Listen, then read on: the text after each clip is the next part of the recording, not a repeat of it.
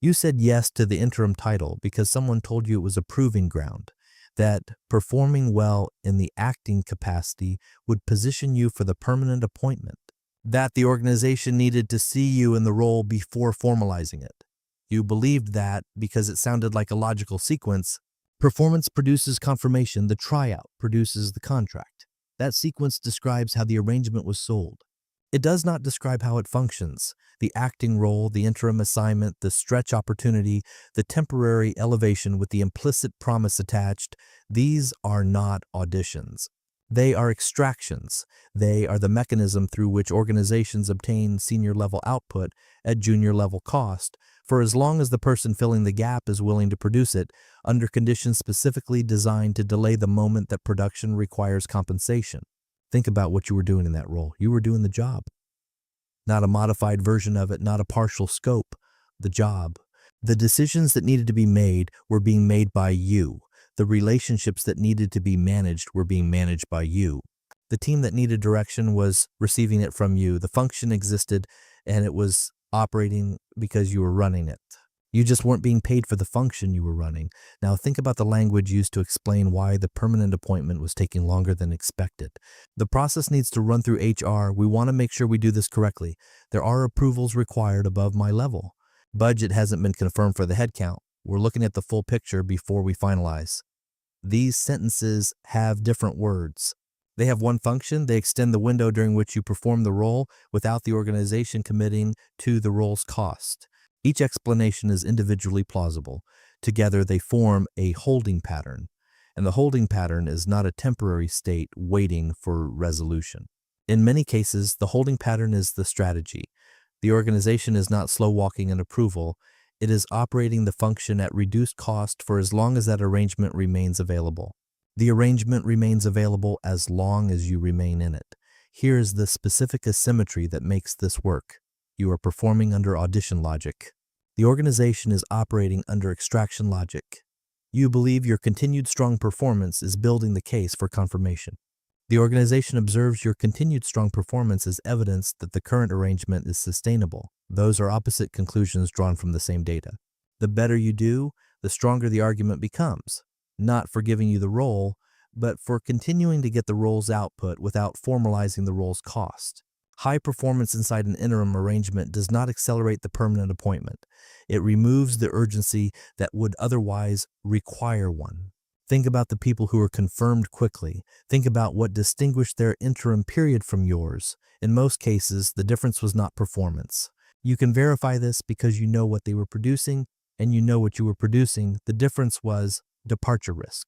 The person who received the permanent appointment was the person the organization believed would leave without it. The person who kept performing in the acting capacity was the person the organization correctly assessed as unlikely to walk away from the opportunity.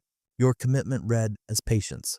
Patience is the condition the arrangement requires to continue. Now look at what the interim period cost you. Not only in compensation, though the gap is real and compounds, it cost you in something harder to quantify. While you were proving yourself in a role the organization was not yet prepared to give you, you were not building leverage outside it.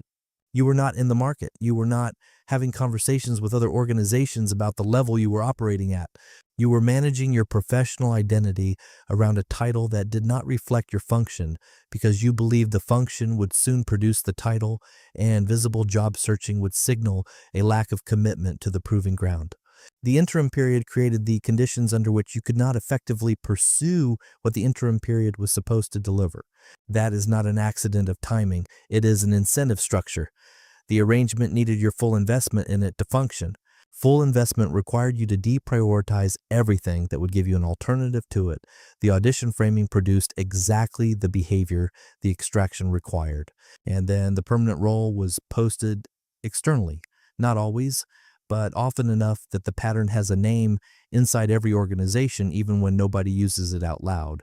The acting employee refreshes the job board and finds the role they have been performing listed as an open requisition with a salary range that confirms what they had been underpaid to do. The explanation that follows is predictable. We needed to ensure we were seeing the full market. HR requires a formal process. We wanted to be thorough. What those explanations do not say is the thing they are replacing. The organization evaluated the cost of confirming you against the cost of recruiting externally and decided that the external hire, priced at current market, could be managed more cleanly than the internal promotion, which would require justifying the compensation adjustment to the people around you and setting a precedent for how interim performance gets rewarded.